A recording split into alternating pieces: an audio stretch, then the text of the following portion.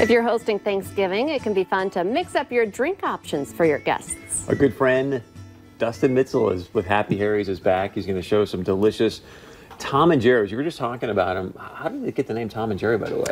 I don't actually know the origin of how it came about. I just know when I was a kid, my mom, her and my dad would have friends over, play pinochle, whatever else, and she would get out the mixer and she would sort egg whites and egg yolks and whip them and get powdered sugar and fold them back together. And then I would go do my kid stuff and they would have these hot drinks and they would cards. hand you Ben and Jerry's while they're doing the Tom and Jerry's. I don't think Ben and Jerry's probably wasn't around, but anyhow, it's just a fun, it's kind of like an upper Midwest hot toddy. So I thought, you know what, let's do this. So especially when you get into Thanksgiving, people start to put their toe in the water for the holidays. Yes. So a classic Tom and Jerry would be gold rum and brandy.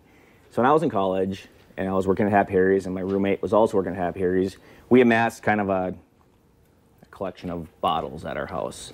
And so we decided to modify the Tom and Jerry. And so we use apricot brandy and Captain Morgan spiced rum, which is a little bit less alcohol. And it made it more of a dessert. So to make this bad boy, you can use, I have a clear cup and I like a bigger mug because I feel you need more room to stir around. But what we do is we'll take equal parts Captain Morgan spiced rum,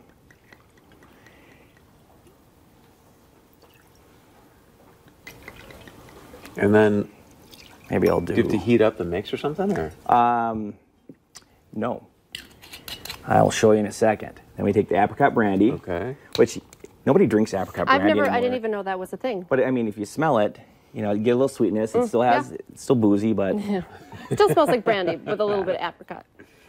And I like this variation just because it just softened that. Because when you put the hot water in with the alcohol, it really gets pretty strong.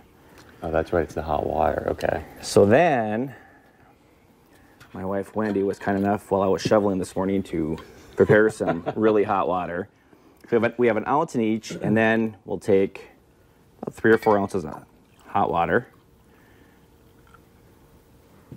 And you can make these any size you want. The main thing is just to balance out your brandy and your rum.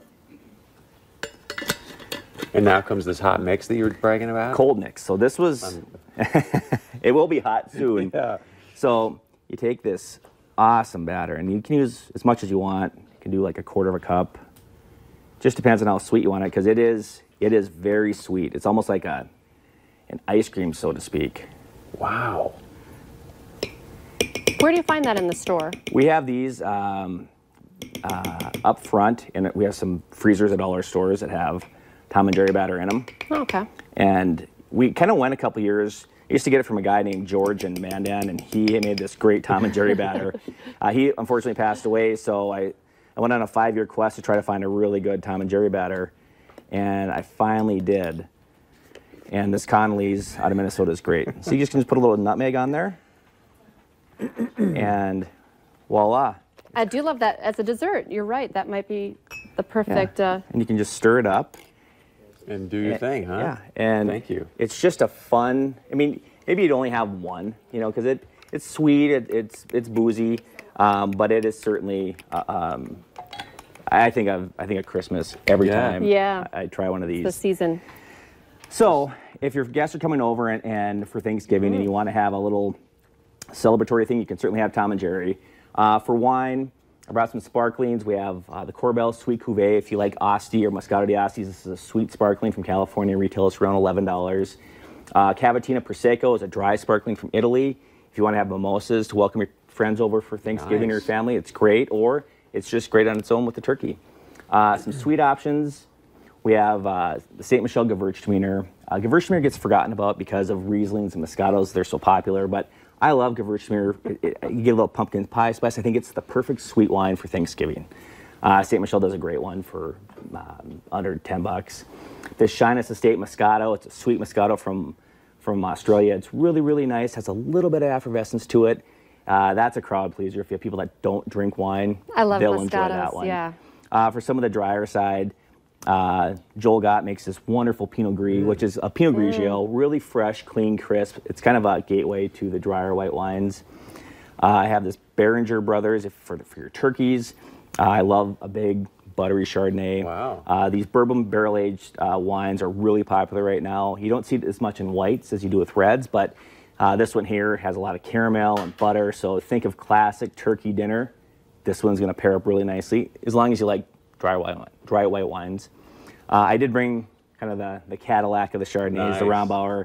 If you want to step up your game and have if you're going all in on your ingredients, you're making this Food Network tablescape Yes. dinner, the Rombauer Chardonnay is always a perfect pair. And then if you want to try the reds, this time of the year, the third Thursday of November, they release the Beaujolais Nouveaux, which are the celebration of the wine harvest in France. Oh.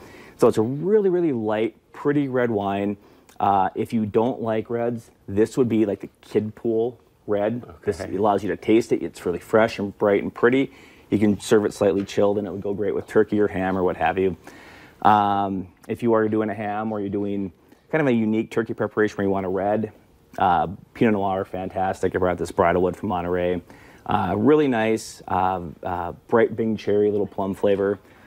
Very, very fantastic. And then some people like to do prime rib and things like that. So we have Coppola Claret for a big red Cabernet and a fun dry rosé from Spain.